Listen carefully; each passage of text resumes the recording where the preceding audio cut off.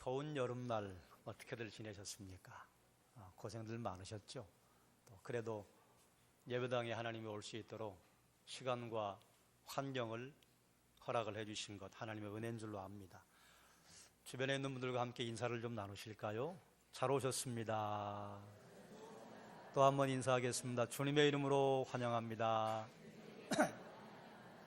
한 번 더 인사하겠습니다.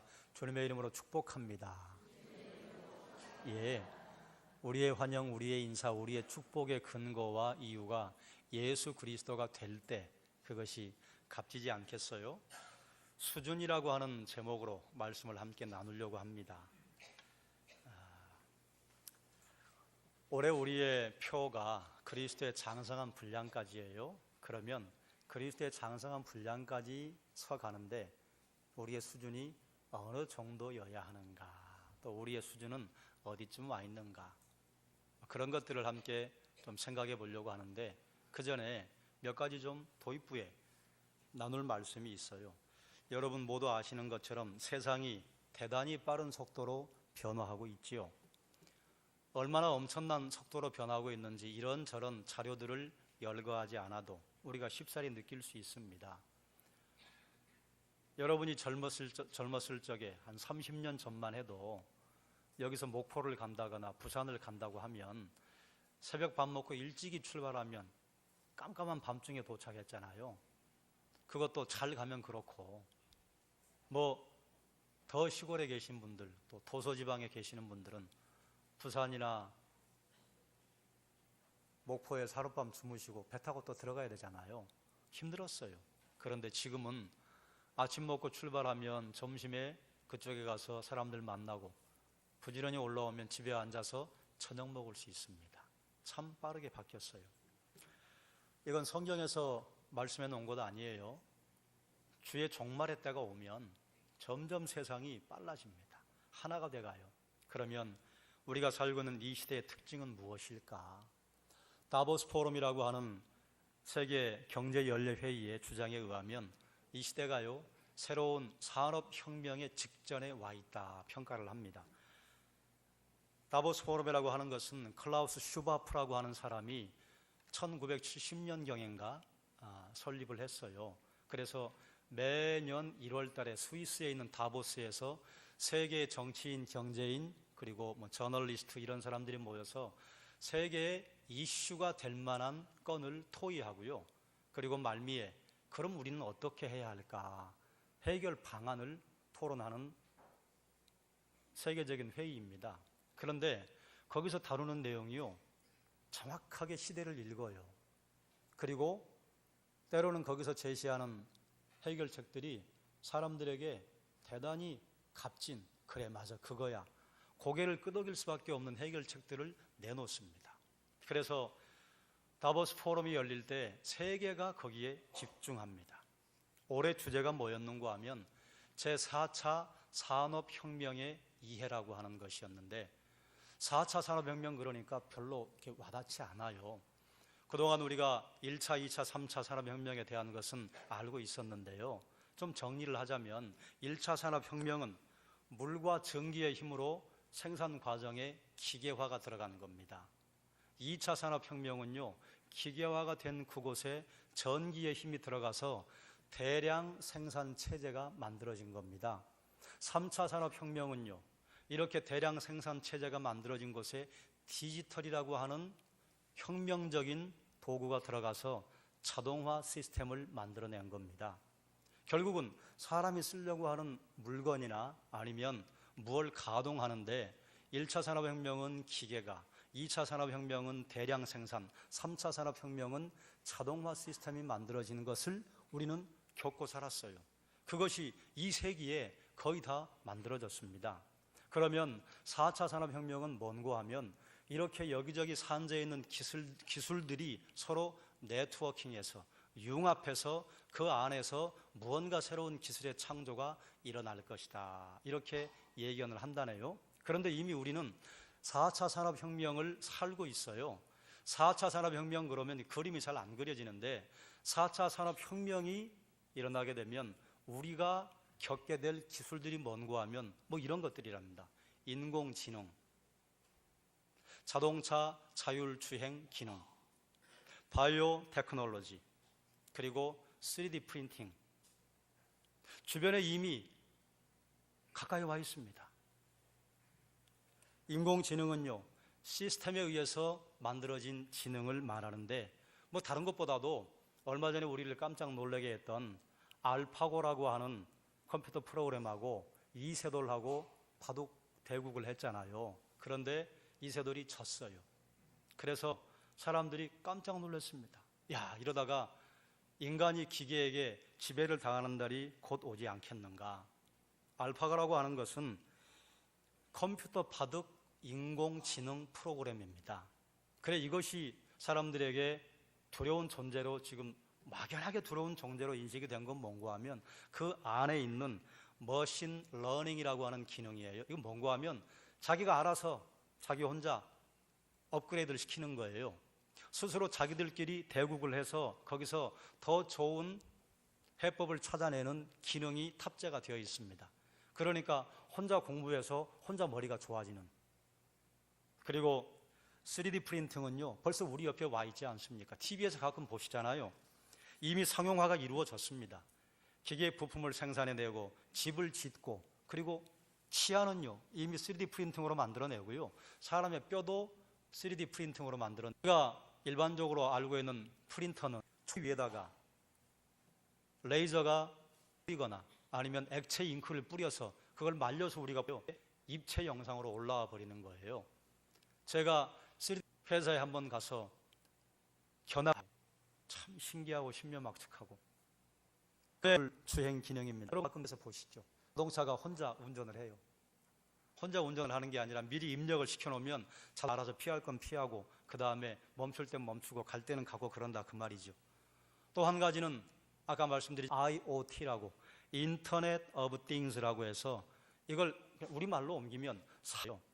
사물 인터넷 그러면 우리에게는 뭐 먼 것처럼 느껴지는데 이미 우리가 사용하고 있습니다. 스마트폰에 에어컨이 연결되고 집안 전등들이 연결이 돼서 집에 들어가기 전에 먼저 에어컨 켜놓고 그 다음에 가스레인지 켜놓고. 예전에는 아이고 집에, 예전도 아니죠, 뭐 요즘도 그렇죠, 뭐 집에서 나왔는데 가스불, 그러고 가보면 꺼놓고 하나로 눌러서 가스불을 켜기도 하고 끄기도 하고. 또 바이오텍이라고 하는 것은 기술입니다. 생명체의 기능과 정보를 이용해서 인류에게, 우리에게요, 필요한 물질과 서비스를 가공, 생산하는 기술이다. 이건 이제 제약 기술에 많이 들어와 있고요, 들었을 법한 복제 기술에 많이 응용이 되고 있습니다. 이처럼 세상은요 대단히 빠른 속도로 변하고 있습니다. 이 시대를 다보스 포럼에서는 뭐라고 불렀는가 하면 하이테크 시대다. 아주 고도의 기술들이 수많은 사람들에게 도움을 주는, 그래서 이런 기술로 말미암아 이 땅에 이상향이 만들어질 것 같은 선언들을 사람들에게 하고 있습니다. 그러면 하이테크 시대가 되면 우리에게는 어떤 두려움이 있는가 하면 인간의 역할이 축소될 것 같은 두려움이 있어요. 그래서 이런 두려움을 구체적으로 사람들에게 전문가들이 이렇게 이야기해요. 어떤 사람은 이런 말을 했습니다. 2030년이 되면 우리가 알고 있는 직업군 가운데 500만 개가 사라진대요.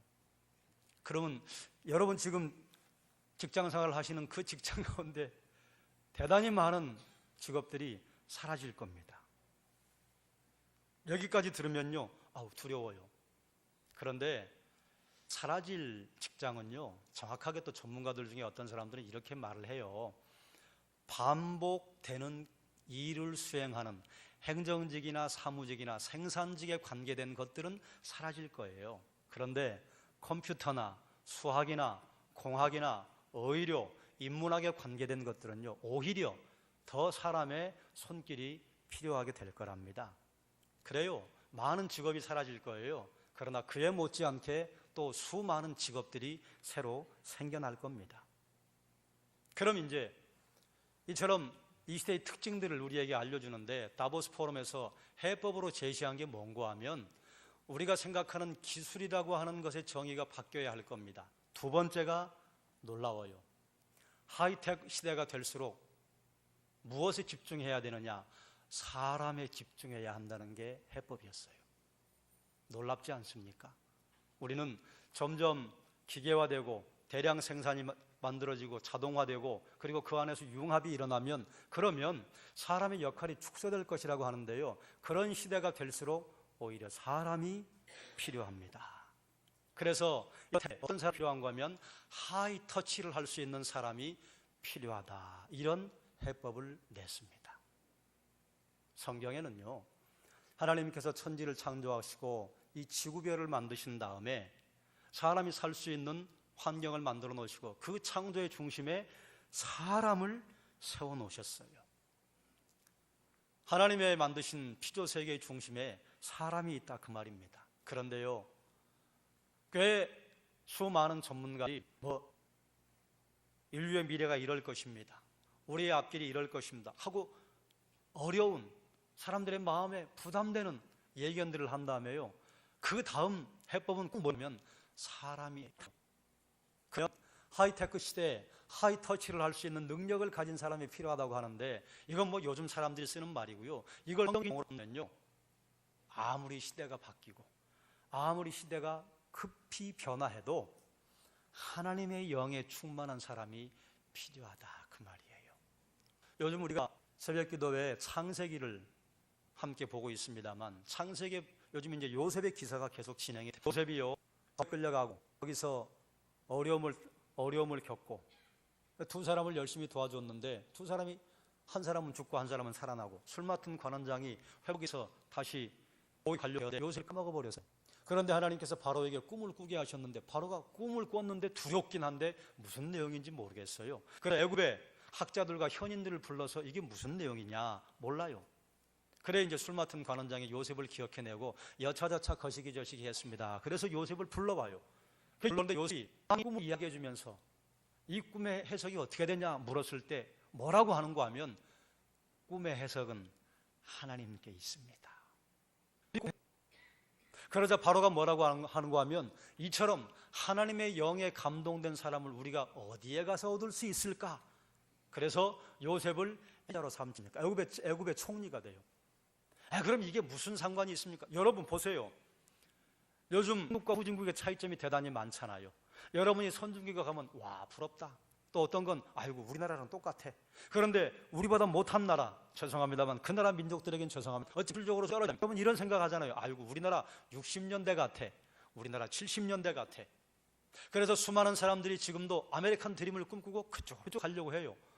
그럼 애굽의 시대로 가보자 그 말이에요. 애굽은요 그 당시에 유일하게 국가의 체제를 가지고 있었던 초인류 강대국이었습니다.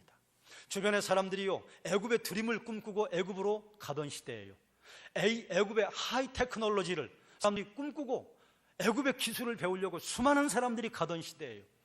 당시에 애굽의 하이테크가 뭔 줄 아세요? 이방신들을 섬기는 것이었습니다. 이방신들을 섬기는 것으로부터 경제와 기술이 개발이 되고 개량이 되고 발달이 됐어요. 이방신들을 하이테크라고 할 때 거기서 요셉이라고 하는 사람이 가서요 테크요 이방신이 아닙니다. 꿈의 해석은 하나님께 있습니다. 하나님의 신에 감동된 사람, 하나님의 영에 감동된 사람, 하이테크 시대에 필요했다 그 말이에요. 이 시대요 하이테크 시대에 하이터치에 필요하다고 믿지 않는 사람들이 얘기해요. 우리는 그걸요 대단한 것으로 여기는데 아니에요. 대단한 것 아니에요. 성경이 말하고 있어요. 하나님의 영에 감동된 사람. 스데반이 사람들 사이에서 큰 기사와 표적을 행했습니다. 그런데 그 일로 말미암아 유대 회당에서요 어떤 사람들이 일어났어요. 그래서 스데반과 더불어서 논쟁을 했습니다.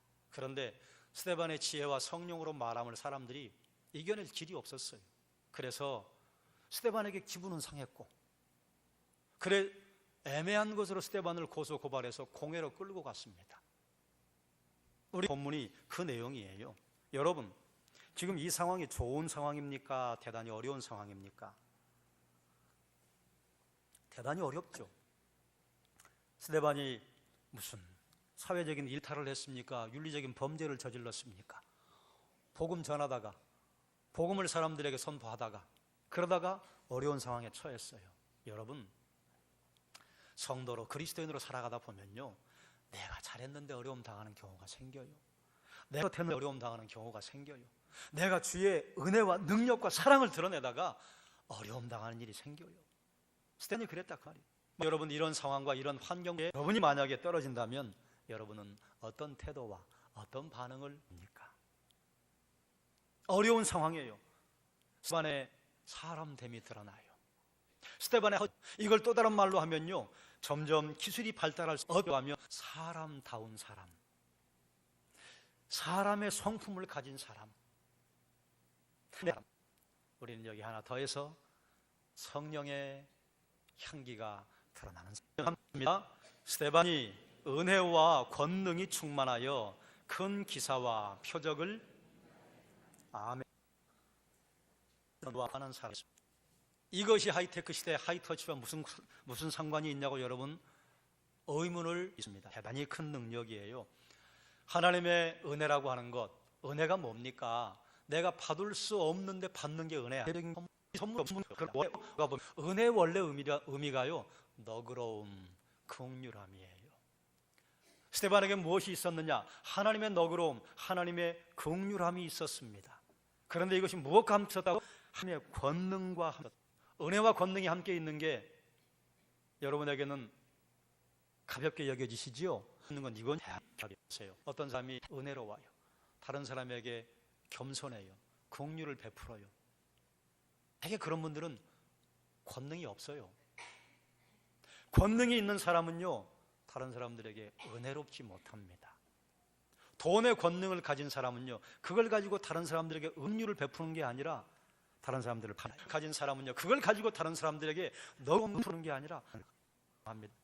정치의 문외한이 정치 이야기를 잠깐 하자면, 지금 우리나라 국회의원들이 제대로 정치하면요, 해결하고 풀어줄 문제가 좀 많습니까? 얼마나 많은 서민들에게 도움을 줬겠습니까? 그런데요, 아쉬워요. 사람의 권능을 가지고 다른 사람들에게 너그러하고 긍휼하고 그러한 사람들을 밟고 서요. 학력의 권능을 가진 사람들이요, 나보다 가망꾼이 적은 사람들에게, 짧은 사람들에게 너그러움과 긍휼로 대하는가? 아니에요. 그걸 신으로 삼아서요, 다른 사람들을 학대하는 데 써요. 그렇지요? 이해가 되시죠? 그러니 하나님의 은혜와 하나님의 권능이 균형을 이룬 것은요, 이건 대단한 능력입니다. 은혜를 가졌는데요, 권능이 있어요. 권능이 있는데 은혜가 능력이 드러나지 않는 하나님의 영에 충만한 사람, 이 사람이 자기의 능력을, 여러분 어떤 권능을 가지고 있습니까? 이걸 쉬운 말로, 여러분 갑입니까? 을입니까? 여러분 칼자루를 쥔 사람이니까 이런 사람입니까? 칼자루 쥐어졌을 때, 여러분이 갑에 갔을 때, 여러분에게 권능이 주어졌을 때 은혜를 베풀고 너그러움을 베풀고 그리고 긍휼을 베푸는 분들이 되신 주의 이름으로 스테반아, 10절 말씀을 함께 읽겠습니다. 스테반이 지혜와 성령으로 말함을. 아멘.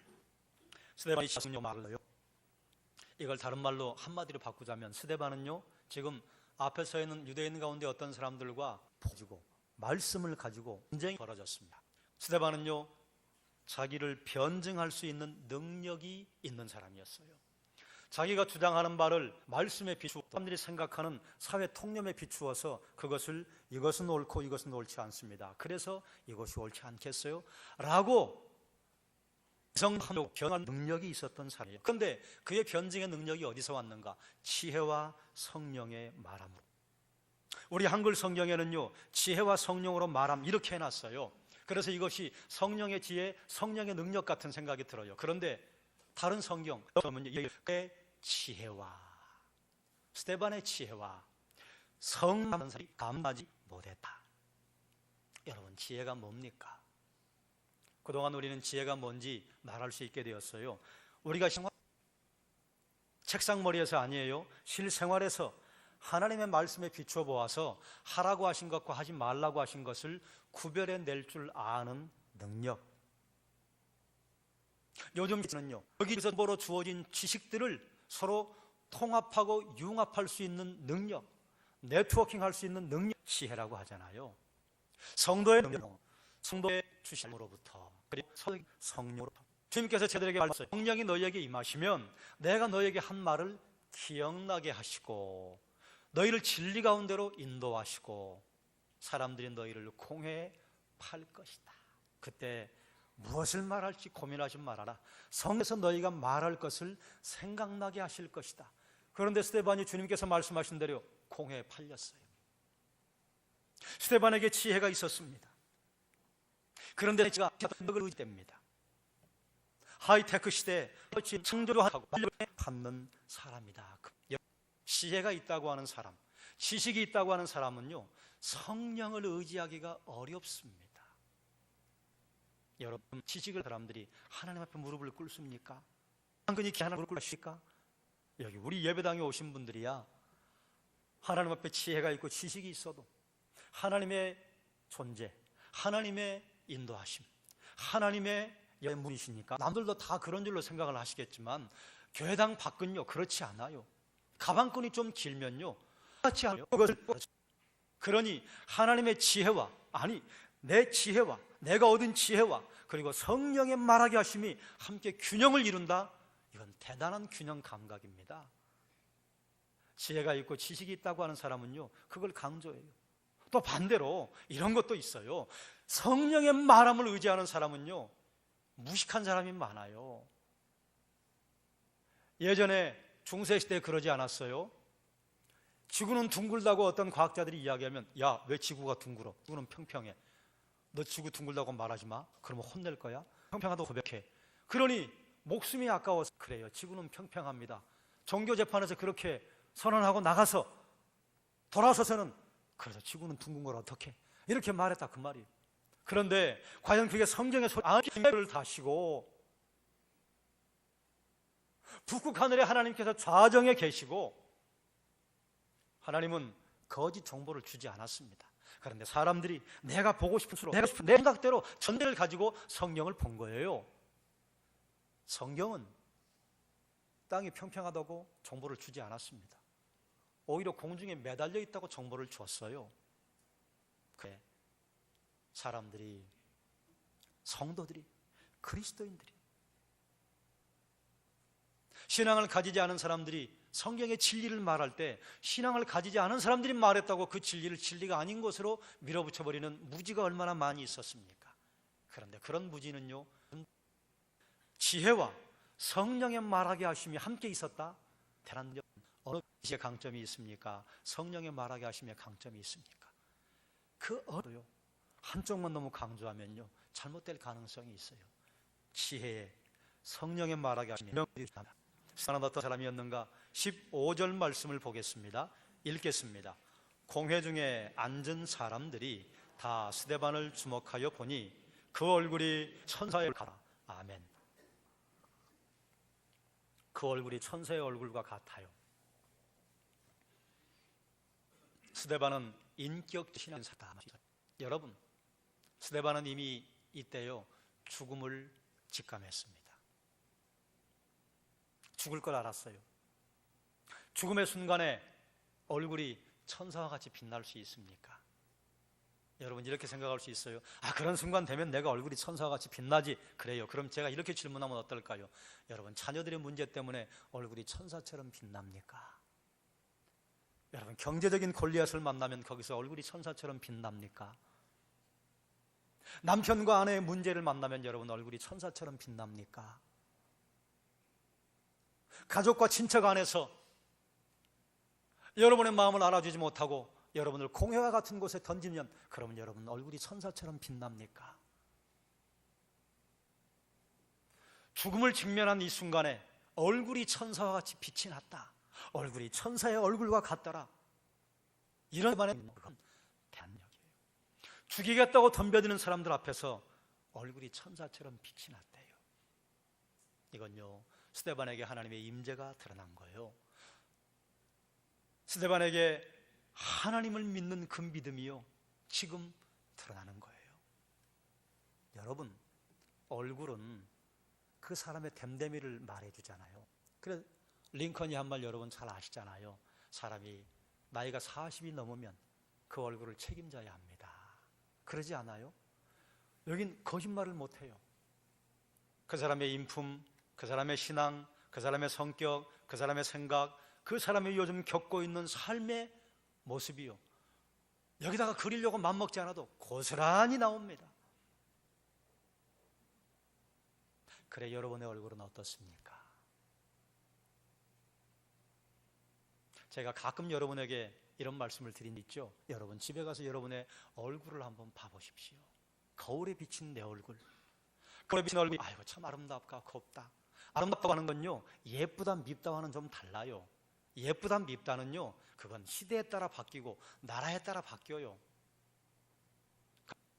여자들과 뭐 2세 한국 출생의 여자들과 미국이나 유럽의 유명한 연예인들 부부 사진을 보면 여러분 뜨악할 때가 있지 않아요? 이해가 안 되는 여자하고 살고 있어요. 어떻게 이걸 예쁘다고 함께 살고 있지? 그런데 그 친구들은 그게 예쁘대요. 우리가 예쁘다고 보는 기준은요, 서양적으로 바뀌어 버렸습니다. 근데 서양 사람들은요, 동양적인 사람을 멋지고 예쁘다고 생각해요.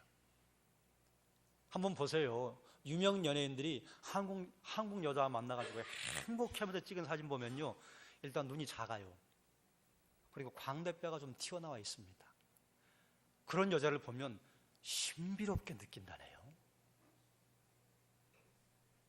예쁘다고 하는 기준은 시대와 장소에 따라 바뀌어요. 그거 말고요, 아름다움이요. 아름다움이 얼굴에서 묻어나면요, 참 정말 멋있습니다. 여러분의 얼굴에서 그런 아름다움이 묻어나냐 그 말이에요. 내가 거울 앞에 서서 봤더니 참 아름답다. 다른 사람들에게 이 사진 좀 찍어서 보여주면 좋겠다. 아니면 아이고 거울아 좀 깨져라, 이렇게 하고 싶은가? 여러분의 얼굴을 볼 때 어떠시냐 그 말이에요. 여러분, 꼭 스데반이 당한 이런 어려움뿐만이 아니라 여러분이 권력과 같은 산 앞에 섰을 때 여러분의 얼굴이 어떠시냐 그 말이에요. 하이테크 시대에요, 하이터치가 가능한 사람은 그 얼굴에 하나님의 임재가 드러나는 사람, 그 얼굴에 그리스도를 아는 것에서 말미암는 기쁨과 평화가 드러나는 사람. 스데반은 하나님의 은혜와 권능이 균형을 이룬 사람이었습니다. 은혜와 권능이 함께 가는 건요, 성령 충만했을 때만 가능해요. 성령 충만하지 않으면요, 권능을 좀 가지면요, 이 권능 가지고 왕 노릇해요. 은혜 드러나지 않아요. 스데반의 능력은요, 변증이 있는 능력이었어요. 그의 변증의 실력은요, 지혜와 성령의 말하게 하심이 균형을 이룬 것이었습니다. 지혜가 좀 있으면요, 좀 배웠다고 하면요, 하나님을 얼마나 무시하는지, 하나님의 은혜 충만하다고 하면 세상 사람들이 말하는 지식을 얼마나 가볍게 보는지, 지혜와 성령의 말하게 하심이 균형을 이루는 것, 대단한 능력입니다. 그 얼굴이 천사의 얼굴과 같이 되었다. 우리는 조그만 어려움과 조그만 핍박만 만나도 얼굴에 5만 가지 상이 다 나타나잖아요.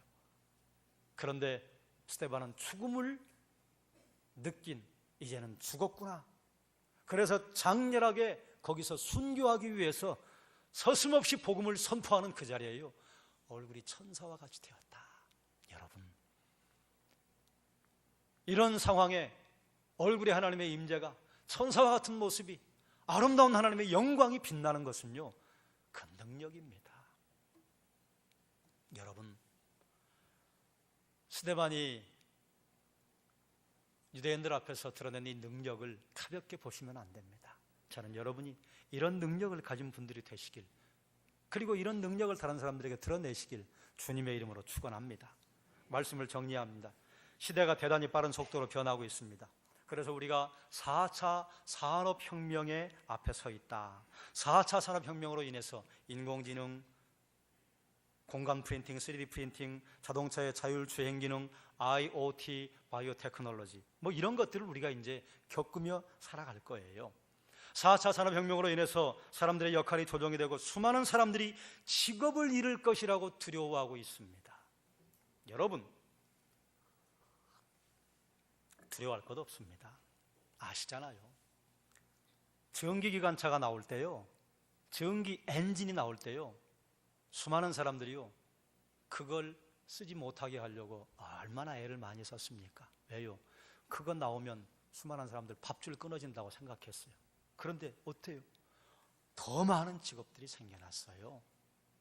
대량 생산 체제가 만들어지면요, 사람들이 거기에 기계의 일부가 되어서 사람들의 인간성이 사라질 거라고 했어요. 테일러라고 하는 사람들이요, 그래서 부품화된 인간들을 이야기했어요. 그런데 정말 그렇습니까?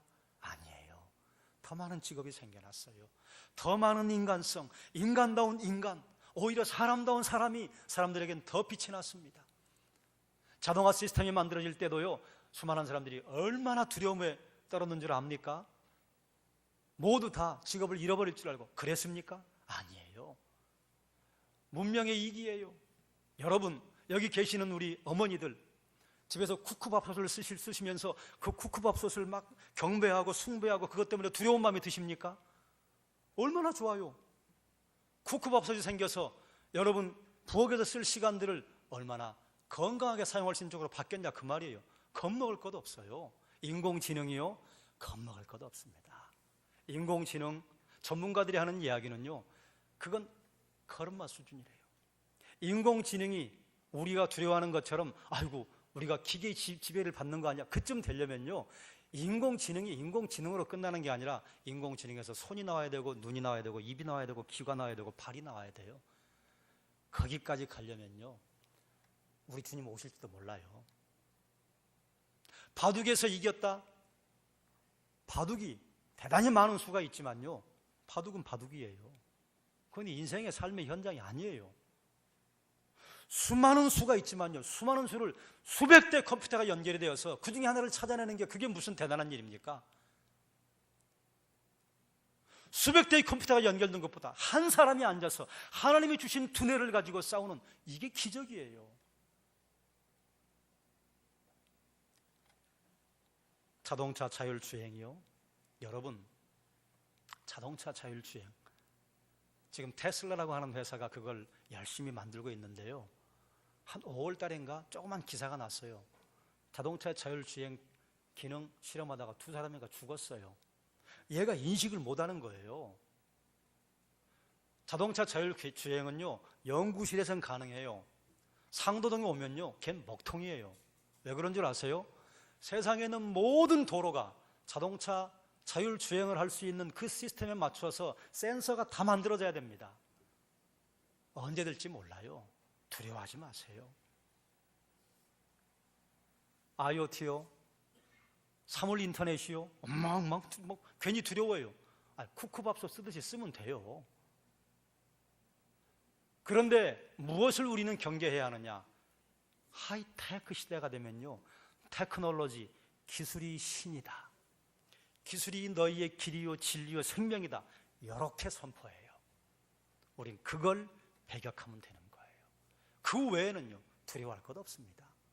바이오 테크놀로지요, 제약기술에, 그리고 복제, 여러분 사람을 복제해내고 내 박상규 1, 박상규 2, 박상규 3 그래가지고 그럴 것처럼 TV에서 보여주는데요, 그거 다 거짓말이에요. 여러분 속지 마세요. 그게 언제가 될지 모르겠어요. 그러나요, 하나님께서 신의 영역에 도전하는 인간에게 올 수 없는 장벽을 만들어 놓으셨다고 저는 믿습니다. 그저 허황된 믿음이 아니에요. 사람들이 종과 종을 서로 연결해서 자기들이 신이 되보려고 창조의 행위를 하려고 수많은 시도를 했어요. 그런데요, 바이오 테크놀로지에서 종 안에서 개량은 일어나요. 이런 거예요. 우리 아이들이 지금보다 키가 더 크고 골격이 더 튼튼해지고 이런 개량은 일어날 수 있습니다만, 갑자기 1m 30의 아이가 3m가 되고 4m가 되고 이런 건 없어요. 사자하고 호랑이하고 서로 교배를 하면 그 어떤 더 뛰어난 맹수가 나올 줄 알았어요. 그래서 라이거를 만들었어요. 그런데 그걸로 끝이에요. 생식 능력이 생기지 않아요. 없어요. 종과 종을 넘나드는 소위 진화론자들이 말하는 진화라고 하는 바이오 테크놀로지는, 과학의 문외 아닌 제가 이런 말을 하기가 죄송합니다만 없습니다. 그리고 없을 거라고 저는 믿어요. 그게 하나님의 능력이에요. 그런데 세상은 말해요. 하이테크 시대에 하이테크가 너희를 인도할 것이다. 기술이 너희의 신이 될 것이다. 그리고요, 기술이 이렇게 말해요. 나에게 경배하라고 말해요. 나를 섬기라고 말해요. 그때 우리는 뭘 해야 하느냐? 성령의 능력을 가지고, 꿈의 해석은 하나님께 있습니다. 인간의 인간됨은 하나님께 있습니다. 인간의 아름다운 삶은 테크놀로지에 있는 게 아니라 여호와 하나님께 있습니다 라고 말할 수 있는 사람, 그게 하이터치가 가능한 사람이다, 그 말이에요. 이 시대에 하이터치를 이룰 수 있는 능력을 가진 사람은요, 하나님의 은혜와 권능의 균형을 이룬 사람, 지혜와 성령의 도움으로 변증의 능력을 가진 사람, 인격적이고 신앙적인 능력을 갖추고 그 얼굴에 하나님이 주시는 평화와 기쁨이 드러나는 사람, 그런 사람 만들 수 있는 건요, 저는 자신 있게 선포합니다. 성경밖에는 없습니다. 그러므로 이 말이 진리예요. 너희가 내 말을 청정하면 들어가도 복받고 나가도 복받고, 너희가 내 말을 청정하지 않으면 들어가도 저주요 나가도 저주다. 내 안에 하나님이 계실 때, 내 안에 예수가 계실 때, 내 안에 성령이 계실 때요, 가장 사람다운 사람, 가장 사람의 냄새가 나는 사람, 하이터치가 가능한 사람이 된다, 그 말이에요. 그러므로 사랑하는 여러분, 영어로 무장해가지고 사람들에게 막 어렵게 두려워할 것 없어요.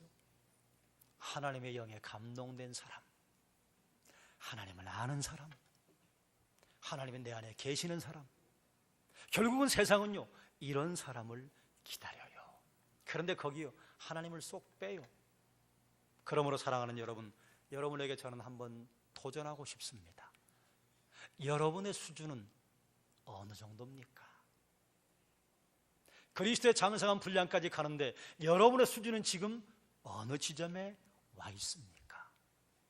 어떤 상황, 어떤 형편을 만난다 할지라도 하나님의 영에 감동된 사람, 다른 말로 하이터치가 가능한 하나님의 백성들로 여러분의 가정에서, 직장에서, 그리고 여러분 만나는 공동체에서 살아가시기를 주님의 이름으로 축원합니다. 기도하겠습니다. 하나님,